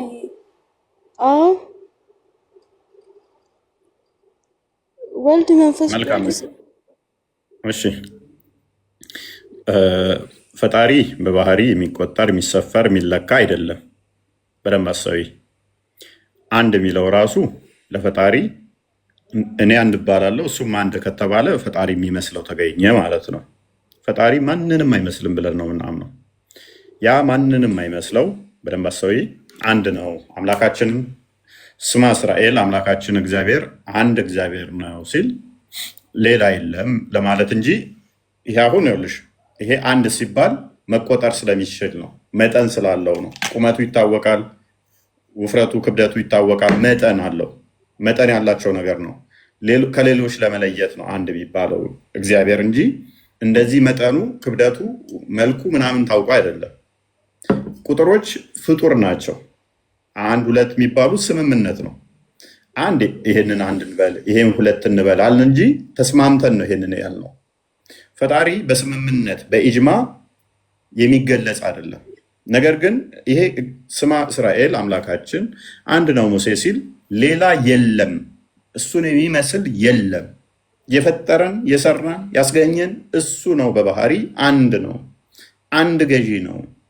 አንድ እኛን ፈጥሮናል። ሌላ ተቀናቃኝ አቻ የሆነ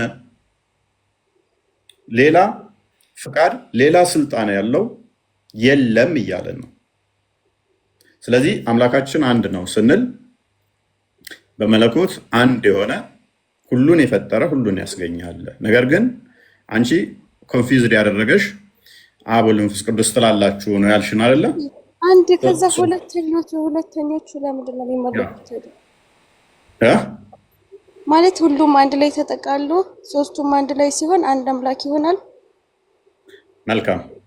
እኛ ምን እናምናለን መሰለሽ? አንድ አምላክ አለ ስንል በባህሪ አንድ ብለን እንዳልን በአካል ደግሞ ሶስት እንላለን። አምላካችን እግዚአብሔር አንድ አምላክ ነው። አንዲት ፍቃድ፣ አንዲት ስልጣን፣ አንዲት አገዛዝ ብለን እናምናለን። ያ አንዱ አምላክ ግን በሶስት አካል የተገለጠ ነው። ሶስት አካል አሉ ብለን እናምናለን። ማለትም በቀላሉ ለማስረዳት አንቺ አምላካችን ልብ አለው። ልቡን አብ ብለን እንጠራለን። መገኛ ሶርስ ብለን እናምናለን። ያ አምላካችን ልብ አለው። ያ ልቡን አብ ወይም ደግሞ ሶርስ ብለን እናምናለን። ቃል አለው። ቃሉን ልጅ ብለን እንጠራለን። ወይም አንቺ ወልድ የምትይው አሁን ማለት ነው። አምላካችን ምን አለው? በደንብ አሳይ። አምላካችን ቃል አለው። በደንብ ላሳይ። አምላካችን ቃል አለው። ቃሉን ልጅ ብለን እንጠራለን። አምላካችን ሚት አይደለም። ቃል አለው። ቃሉ ምንድን ነው? ይጨርስ እንጂ ሳይጨርስ እንዴት ነው የምትግባቡት? እናትዬ ይቅርታ ጠይቀሽ ዝም ማለት ነው። ችግር የለው። ቃል አለው ስንል ያ ቃሉ እንደኔና እንዳንቺ ድምፅ አይደለም። እንደኔና እንዳንቺ ድምፅ ከሆነ ቃሉ ፍጡር ነው፣ ፈጣሪን ያስብለዋል። እንደኔና እንዳንቺ ፍጡር ይሆናል። ስለዚህ አምላካችን ቃል አለው። ቃሉ ራሱ ምን ብለን እናምናለን? ቃሉ አካላዊ ነው እንጂ እንደኔና እንዳንቺ ድምፀት አይደለም። መፍጠር የሚችል ማስገኘት የሚችል መስራት የሚችል ሁሉን የፈጠረ ነው። ፈጣሪ ራሱ ዓለማትን የፈጠረው በምኑ ነው? በቃሉ ነው። ያ ቃሉ አካላዊ ነው ብለን እናምናለን። ስለዚህ ያ እኔ ማለት የሚችል ማስገኘት የሚችል ቃሉን ምን ብለን እንጠራለን? ልጅ ብለን እንጠራለን። አምላካችን ሙት አይደለም፣ ወይንም ደግሞ ህያው ያልሆነ አይደለም። ህያው ነው አምላካችን። የባህሪ ህይወቱን ረመሰዊ እስትንፋሱን እስትንፋስ ስልሽ ደግሞ በአፍንጫ እንደዚህ እንደምትይ እንዳታስቢ። የባህሪ ህይወት ስልሽ ደግሞ እንደኔና እንዳንቺ ነፍስ ብለሽ እንዳታስቢ። አላህ ነፍስ ስላለው የባህሪ ህይወቱን ደግሞ መንፈስ ቅዱስ ብለን እንጠራለን። ስለዚህ አምላካችን ምን አለው? ቃል አለው። ቃሉን ልጅ ብለን እንጠራለን። እንደኔና እንዳንቺ ድምፅ አይደለም፣ መፍጠር የሚችል ነው። አምላካችን ምን አለው? ህይወት አለው። የባህሪ ህይወት ሶሪ። ያ የባህሪ ህይወቱ ደግሞ ምን ብለን እንጠራለን? መንፈስ ቅዱስ ብለን እንጠራለን። ስለዚህ ሶስት አካል ስንል አምላካችን ቃልና የባህሪ ህይወት አለው እያለ ነው። እነኛ የባህሪ ህይወቱም ቃሉም ልቡም በኩነት ምንድነው? አንድ አምላክ ብለን እንጠራለን። በአካል ግን ሶስት ናቸው ብለን እንጠራለን። እዚህ ላይ ጥያቄ አለሽ?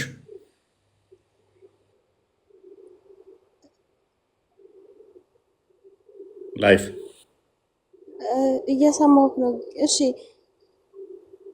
ያ ሜቢ ግልጽ ላድርግልሽ። አንቺ ጋር ካስታወሽ እናንተ ጋር አላህ ቃል አለው አይደለ? ቁርአን ለምሳሌ አላህ ቃል ነው ብላችሁ ታምናላችሁ አይደለ?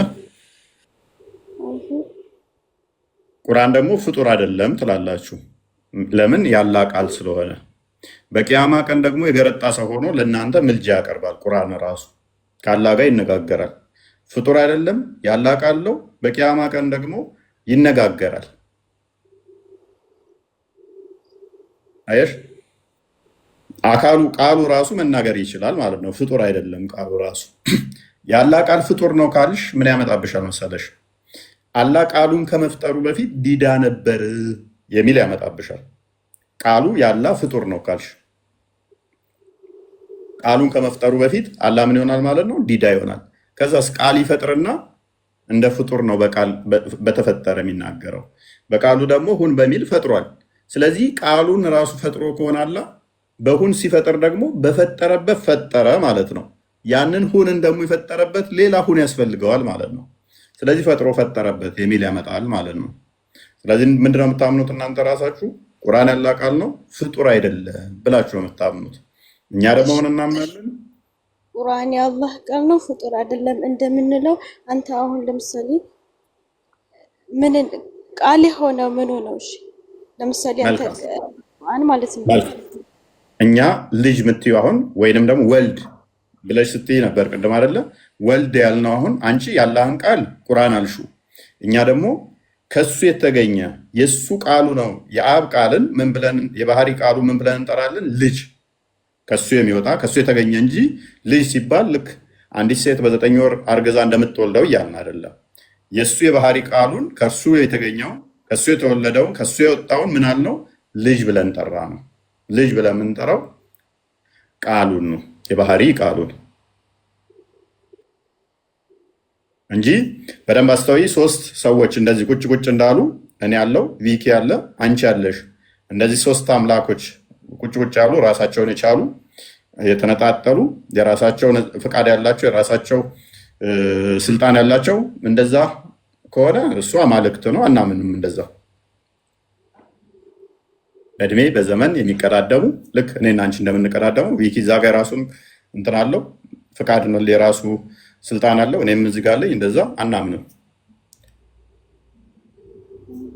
እሺ አሁን ደግሞ ማለት ነው ያኔ አሁን አምላካቸው ኢየሱስ ነው ማለት ነው አይደል? አሁን ኢየሱስ ስንል አሁን እነኚህ 3 እዚህ ላይ ስላሴ ላይ በደንብ ከገባሽ ወደ ኢየሱስ ስትመጪ ምን ይሆናል መሰለሽ?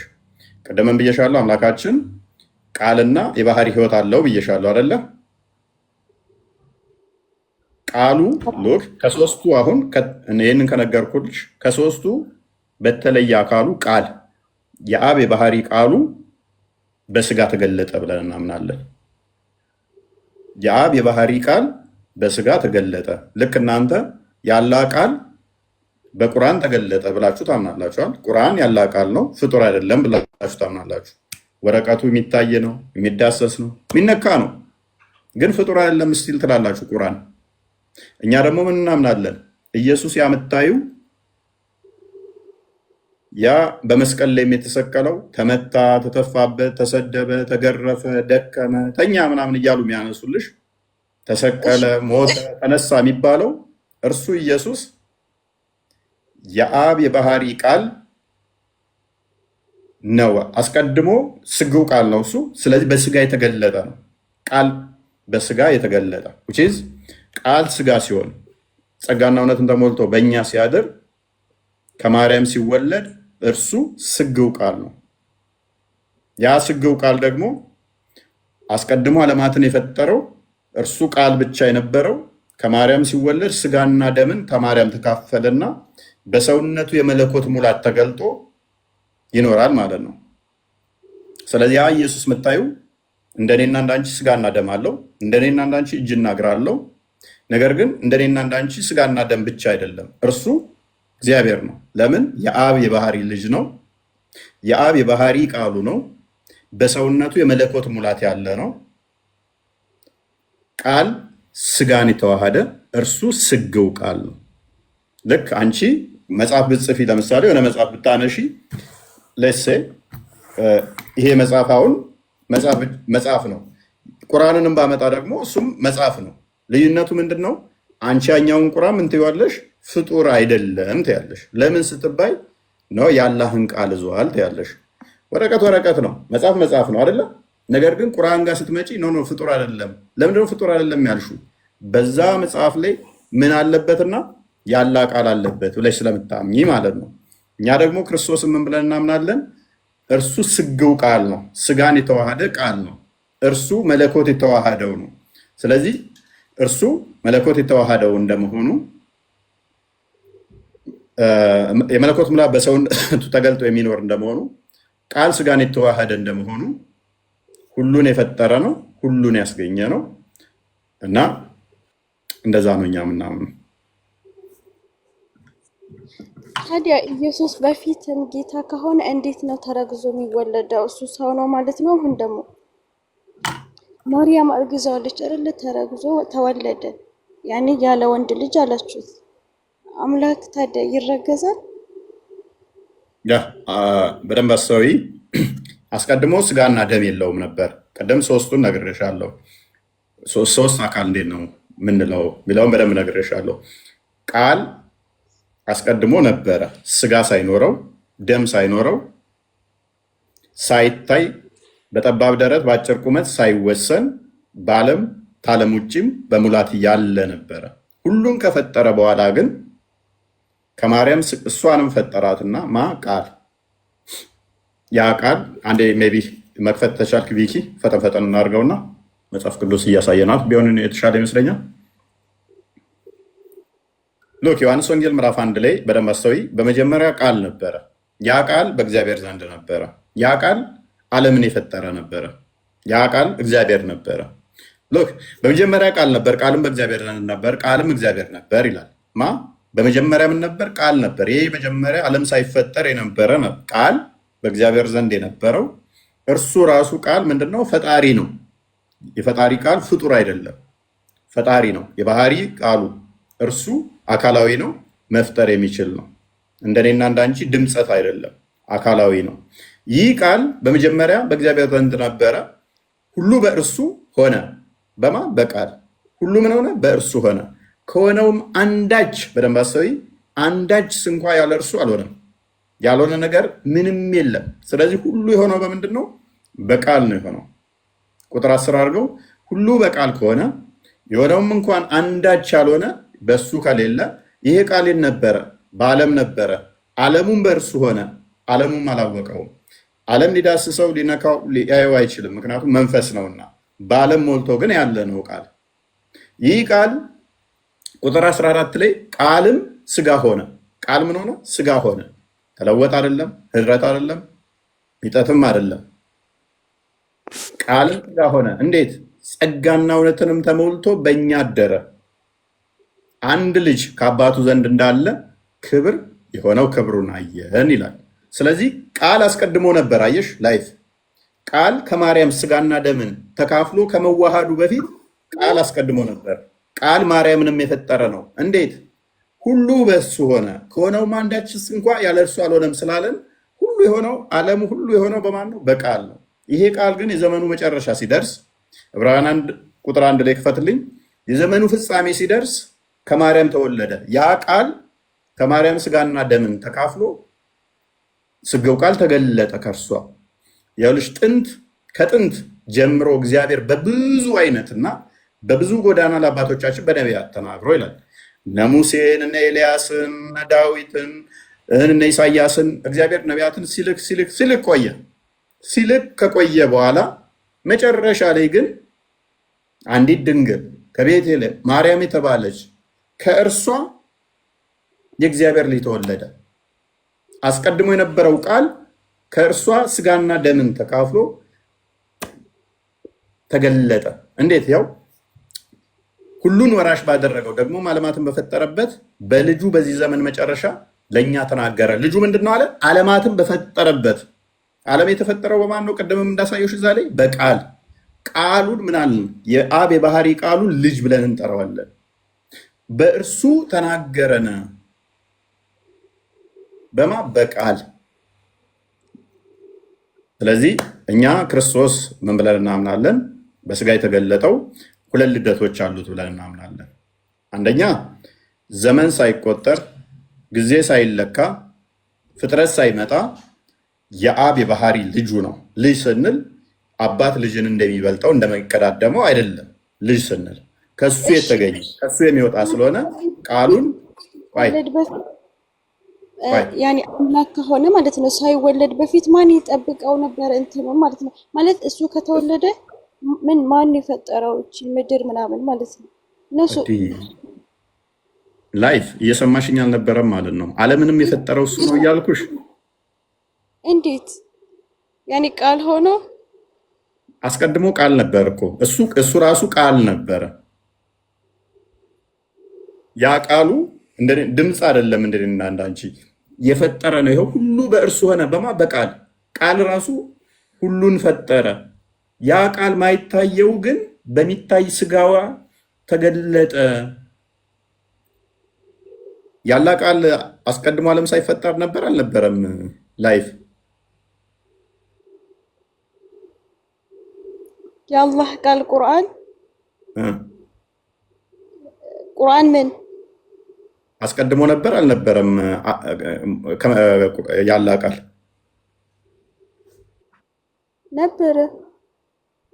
እሺ ቁርአን ላይ የተገለጠው ያላ ቃል ነው አይደለ? ስለዚህ ቁርአን ላይ አሁን እናየዋለን፣ ይነካልም አይደለ? ቁርአኑ ያላ ቃል ይነበባል። አስቀድሞ የለም ማለት ይቻላል? ወረቀቱ ላይ ከመሆኑ በፊት ያላ ቃል የለም ነበር ማለት ይቻላል? አይቻልም። ጎበዝ።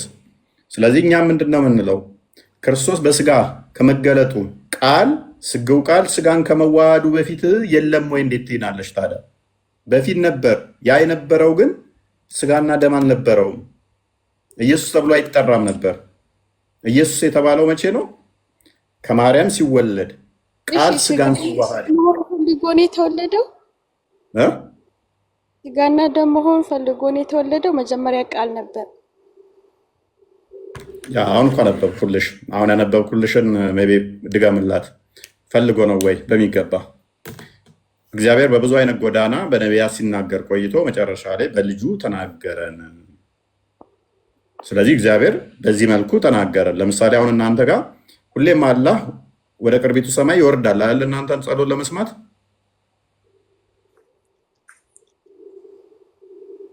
እየሰማሁህ ነው። ሁሌም ሌሊት ወደ ቅርቢቱ ሰማይ ይወርዳል አይደል? እናንተን ጸሎት ሊሰማ አላህ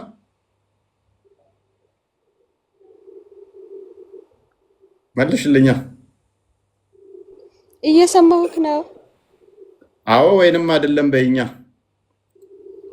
አዎ አላህ ፈልጎት ነው ሁሌም ሌሊት ወደ ቅርቢቱ ሰማይ የሚወርደው ወይንስ አይፈልግ ነው?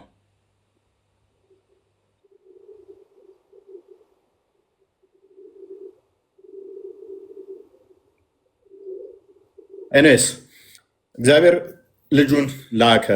ለምን? እኛ እንድንበት ዘንድ የባሪያም መልክ ይዞ ያውም በምስሉ እንደ ሰው ተገኝቶ። ምክንያቱም ሁሉንም ላከ እግዚአብሔር። ነቢያትን ላከ፣ በብዙ አይነት አናገረ። በብዙ አይነት ያው ከጥንት ጀምሮ እግዚአብሔር በብዙ አይነትና በብዙ ጎዳና አባቶቻችን በነቢያት ተናግሮ ይላል። በመቅሰፍትም አናግሯቸዋል፣ በምህረት አናግሯቸዋል፣ ነቢያቶችን ልኮ አናግሯል። መጨረሻ ግን የፍቅሩን መለኪያ ልጁን ላከ። ክንዱህን ላክ፣ እጅህን ላክ ሲሉት ነበር። ልጁን ላከ። መጽሐፍ እኔን ተገዙኝ ይላል ኢየሱስ ያለበት ቦታ አለ በግልጸኝነት ማለት ነው። እሺ እስካሁን ባለው ተስማምተናል። ተስማምተናል። መልካም። እሺ ራዕይ ምዕራፍ 1 ቁጥር 7 አንድ ክፈተው።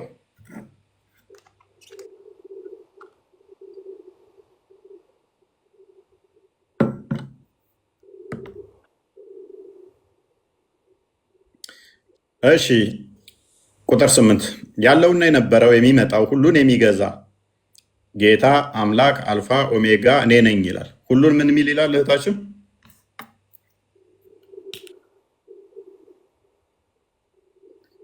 ሁሉም የሚገዛ ከሆነ መገዛት አለብሽ አይደለ?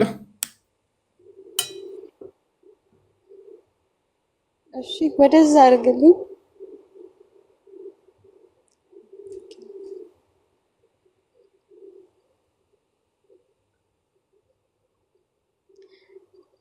ይላል እኮ ማን ነው የሚለው? ኦኬ ልክ አድርግላት። ኖ ቁጥር 7 ትንሽ ወደዛ እንደ ካሁኑ ቀጥሎ ያለው ይላል ከሚለው ቀጥሎ ያለው ከቁጥር 7 ጀምረሽ ቀጥይ።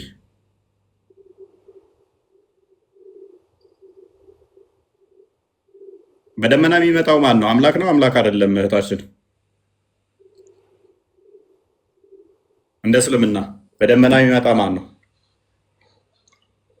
እኮ? አምላክ ነው ይላል። አሁን እዚህ ጋር ያዩታል። ለምሳሌ አሁን እዛ ጋር ወደ ታች ስታረገው ማለት ትንሽ ወደ ታች አድርገው። እሺ ላንብብልሽ። እነሆ ከደመና ጋር ይመጣል። ከደመና ጋር የሚመጣው ማን ነው? እሱ እህታችን ምን አውቄ? እኔም እኮ እሱን ነው የምጠይቀው። አምላክ ነው።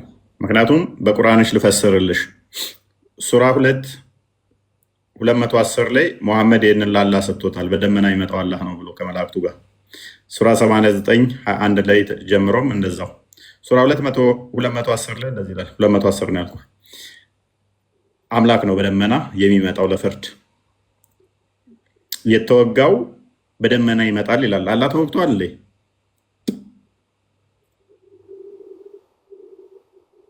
አላህና መላእክቱ ከደመና በሆኑ ጥላዎች ውስጥ ሊመጧችሁ እንጂ አይጠባበቁም ይላል።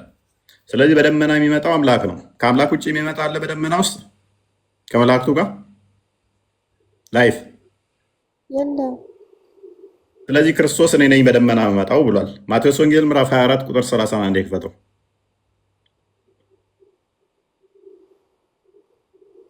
ክርስቶስ የተናገረውን መሐመድ ለአላህ ሰጠው። እሱ ከመላእክቱ ጋር እንደሚመጣ መላእክቶችን የሚልክ ማን ነው? ፈጣሪ ነው? ፍጡር ነው? ላይፍ መላእክቶችን የሚልክ በደመና የሚመጣ ማን ነው? ፈጣሪ ወይንስ ፍጡር?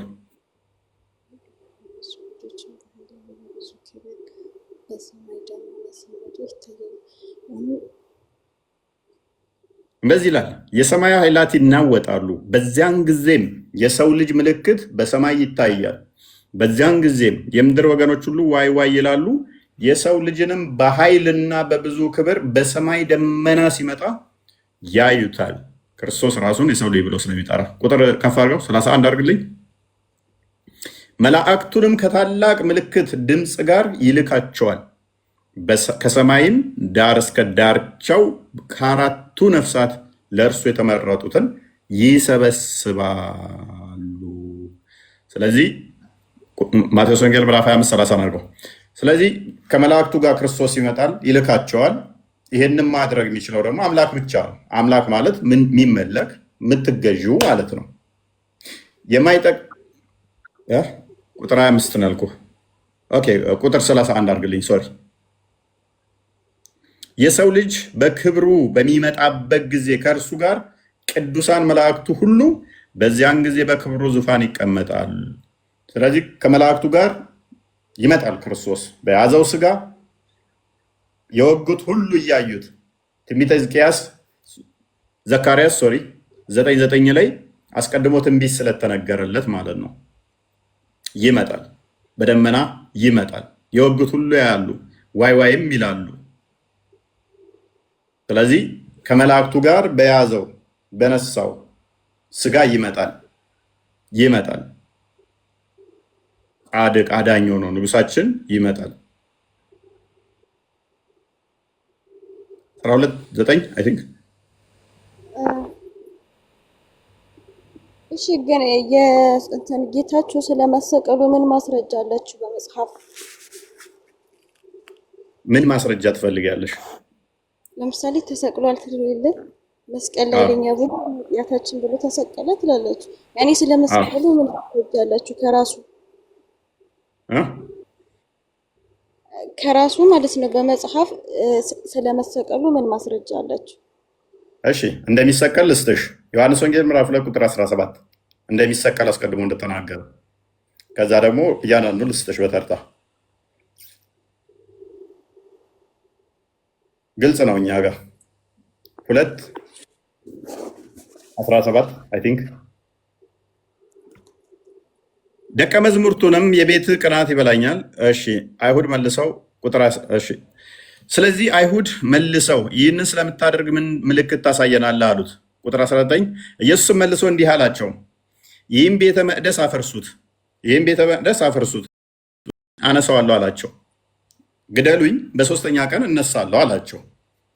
ቤተ መቅደስ ሲላቸው ግን አይሁዶቹ ምን መሰላቸው? ያ በሰሎሞን ጊዜ የተባለውን የሰሎሞን ቤተ መቅደስ መሰላቸው። ስለዚህ አይሁድ ይህ ቤተ መቅደስ ከ46 ዓመት ጀምሮ ይሰራ ነበር፣ አንተስ በ3 ቀን ታነሳዋለህ አሉት።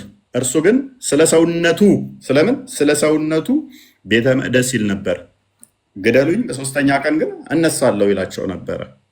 ስለዚህ ከሙታን ከተነሳ በኋላ ደቀ መዝሙርቱ ይህንን እንደተናገረ አሰቡና መጽሐፍንና ኢየሱስ የተናገረውን ቃል አመኑ። ምን አስቀድሞ ምን አላቸው? ግደሉኝ በሶስተኛው ቀን እነሳለሁ፣ ብታፈርሱት ይህን ቤተ መቅደስ እነሳለሁ አላቸው። እነሱ ቤተ መቅደሱን መስሏቸው ሲጠብቁ በሶስተኛ ቀን ሞቶ ተነሳ። ኦራይት ልጨምርልሽ። ማቴዎስ ወንጌል ምዕራፍ 20 ሲነሳ ያየው ሰው አለ? ያኔ ሞቶ ሲነሳ ያየው ሰው አለ? በሚገባ ኦኬ፣ በሚገባ አንደኛ ቆሮንቶስ ምዕራፍ 15 ቁጥር 3 አካባቢ አንዴ ክፈተው።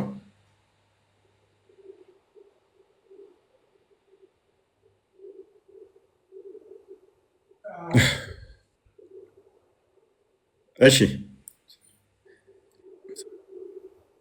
ኦኬ እሺ እኔ ደግሞ የተቀበለውትንና ከሁሉ በፊት አሳልፌ የሰጠኋችሁ እንዲህ ብዬ መጽሐፍ እንደሚል ክርስቶስ ስለ ኃጢአታችን ሞተ ተቀበረም፣ መጽሐፍ እንደሚል በሶስተኛው ቀን ተነሳ፣ ለኬፋም ታየ። ለማን ታየ? ለኬፋ ከፈርግልኝ በኋላም ለ12ቱ ከዚያም በኋላ ከ500 ለሚበዙ ወንድሞች በአንድ ጊዜ ታየ። ከእነርሱም የሚበዙት እስካሁን አሉ፣ አንዳንዶች ግን አንቀላፍተዋል። ከ500 በላይም ታየ። ከዚያም በኋላ ለያዕቆብ ኋላም ለሐዋርያት ሁሉ ታየ። እሺ እንጨምር። ግልጽ አልሆነልኝም እዚህ ጋር እንዴት ነው 12 አዩ ግማሹ ተኙ? እንዴት ነው ማለት እርግጠኛ? አሁን ለምሳሌ ኢየሱስ ሞቶ ሲነሳ ያየው ሳይሆን ይልሻው ሎክ ቅድሚያ ኬፋ አየ፣ ከዛ 12ቱ አዩ፣ ከዛ እንደዚህ 500 ምናምን የሚበልጡ አዩ። እንደዛ እያለ ቀጠለ ማለት ነው። በአንዴ ሁሉም አንዴ አይደለም ያዩት። ግልጽ ነው።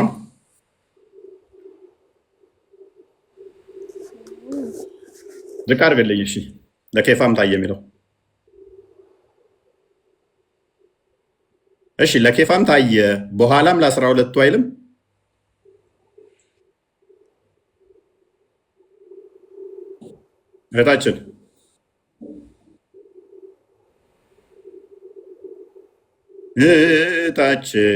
እህታችን መጀመሪያ ኬፋ አየው፣ ከዛ 12ቱ አዩ፣ ከዚያ በኋላ ደግሞ 500 ለሚበዙ ወንድሞች በአንድ ጊዜ ታየ።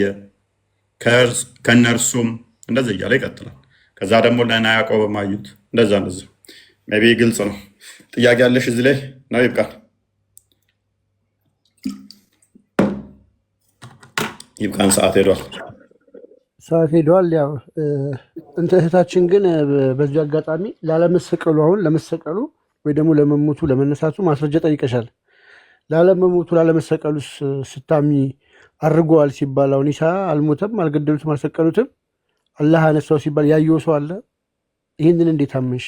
አልተገደለም ሲባልስ ምን ማስረጃ አለ? ይህንንም ያው ካልቻልሽ መልሹ፣ ካልቻልሽ ግን ለራስሽ ጥያቄ አድርጊና ጠይቂ፣ ተማሪበት ለማለት ነው። በተረፈ እፎይ ሲዘጋ እኛ እንከፍታለን። አሁን ቤት እከፍታለሁ። አንቺም ከፈለሽ መምጣት ትችላለሽ። ጥያቄ ያላችሁ መምጣት ትችላላችሁ። አሁን ቤት እከፍታለሁ እፎይ እንደዘጋ። እሺ እሺ። አፈራ ጥያቄ ያለሽ?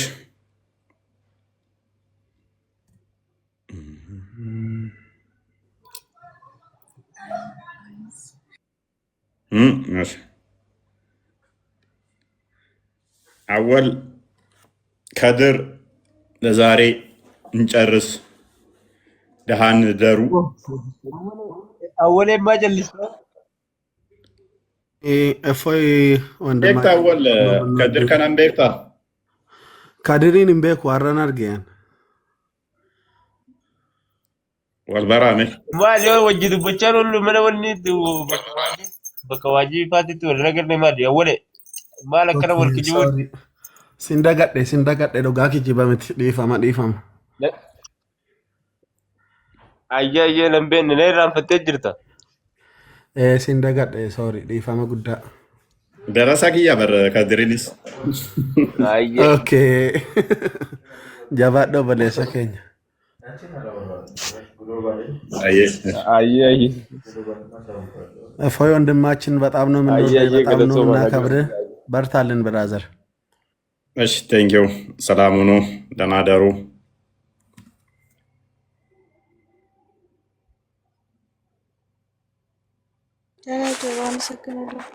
እሺ ቻው ቦስ፣ እናመሰግናለን። መልካም አዳር። የምታመሹ ሰዎች ምናምን ካላችሁ ኑ፣ እኔ ቤት እከፍታለሁ። አሁን እንገናኝ።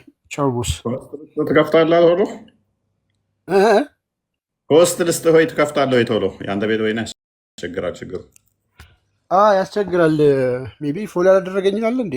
እንደዛ ቢሆን አሪፍ ነበር። እሞክራለሁ ከተቻለ። ቶሎ ትከፍታለህ ወይ? ከፍተሃል? ያው አሁን ልከፍት ነው። ያው እንደወረድኩኝ ላክልኝ። እሺ ቆይ ከመጣሁ በፊት እስኪ ፎሎ ላድርገህና አፍጥን። እሺ እሺ። ደክሞኛል፣ አክቹዋሊ ደክሞኛል። በጣም እያመሸን ነው ሰሞኑን።